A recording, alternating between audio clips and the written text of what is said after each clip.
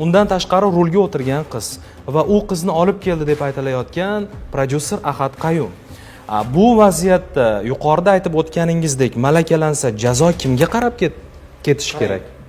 Yana bir marta aytaman, bizda tergov hujjatlaridan misol uchun ma'lumotlar yo'q. Bor ma'lumotdan kelib chiqib aytadigan bo'lsam, men hozirgi paytda na Ozoda Nursaidovani qasdi bilan, na Ahad Qayumni qasdi bilan qamrab olinganini ko'rmayapman. Ehtiyotsizlik bo'ladigan desak ham, endi 266-moddan subyektiv tomonidan ehtiyotsizlik, o'shanda Ozoda Nursaidova bunga javobgarmidi degan savollar turadi-da baribir. U aynan o'sha qizni ular olib kelganmi yo o'sha qiz o'tirishiga boyagi kimdir gazni bosib olgan deyshadi. O'sha masalalarni ko'rib chiqish kerak. Bir insonga nisbatan endi aybni shakllari boyagi qasd va ehtiyotsizlik bo'lsa, uning aybi bilan qamrab olindimi yo'qmi degan masala bu oson masala emas. Uni chuqur kirish kerak.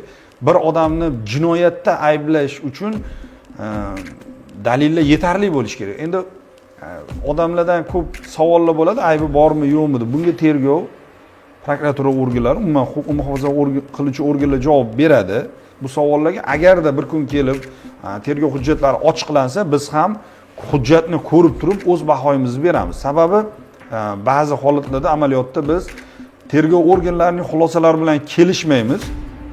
O'sha advokatlarimiz bilan o'sha himoyamiz ostidagi insonni huquqlarini himoya qilib sudlarda talashamiz va unda yutib chiqqan joylarimiz ko'p. Mana yaqinda o'sha prezidentimiz o'tkazgan anaqada ham ko'rdik, yig'ilishda ham, korrupsiyaga qarshi kurashish yig'ilishida ham. Demak, sudlar tomonidan oxirgi yillarda juda ko'p oqlov bo'lgan.